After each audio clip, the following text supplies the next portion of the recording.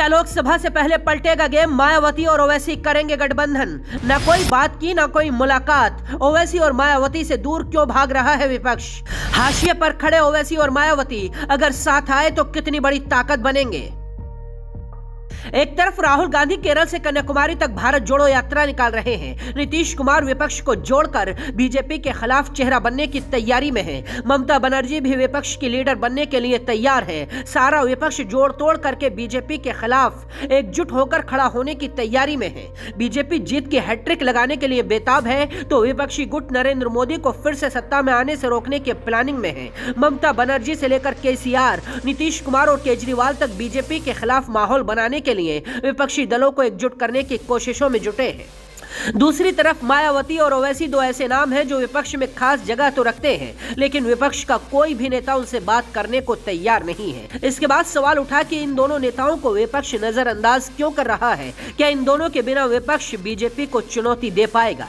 देखिए, विपक्ष को एकजुट करने के लिए दिल्ली आए नीतीश कुमार ने 10 नेताओं से मुलाकात की। नीतीश ने राहुल गांधी से लेकर अखिलेश यादव, शरद पवार, अरविंद केजरीवाल जैसे नेताओं से मुलाकात की, लेकिन मायावती और ओवैसी से नहीं मिले।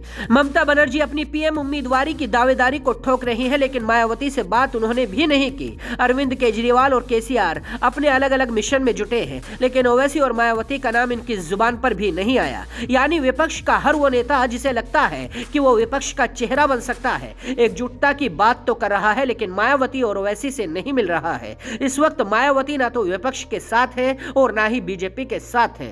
वो लगातार बीजेपी पर हमला कर रही है। मायावती देश में दलितों की सबसे बड़ी नेता मानी जाती है, लेकिन वक्त के साथ उनका सियासी आधार सिमटने लगा है। मायावती ने 2019 का लोकसभा चुनाव यूपी में सपा के साथ मिलकर लड़ा और उनके 10 सांसद जीतने में कामयाब रहे। यूपी विधानसभा में बीएसपी को सीट भले ही एक मिली हो, लेकिन उनका वोट प्रतिशत अच्छा रहा है। राष्ट्रपति और उपराष्ट्रपति चुनाव में मायावती ने एनडीए को समर्थन दिया था, इसीलिए विपक्षी दलों ने बीएसपी पर बीजेपी की बी टीम होने के आरोप लगाए थे। यह सबसे बड़ी वजह है जिसकी वजह से विपक्ष ने मायावती से दूरी बनाई है। मौजूदा हालात तो यही इशारा कर रहे हैं कि मायावती लोकसभा चुनाव अकेले लड़ सकती हैं, लेकिन राजनीति के जानकारों का मानना है ओवैसी की इस सीन में एंट्री हो सकती है। ओवैसी देश के तमाम राज्यों में अपनी सियासी आधार को बढ़ा रहे हैं। वो खुद को विपक्ष का साथी मानते हैं, लेकिन विपक्ष उनसे दूर भाग रहा है। इसके पीछे की वजह उनकी कट्टर मुस्लिम छवि हो सकती है।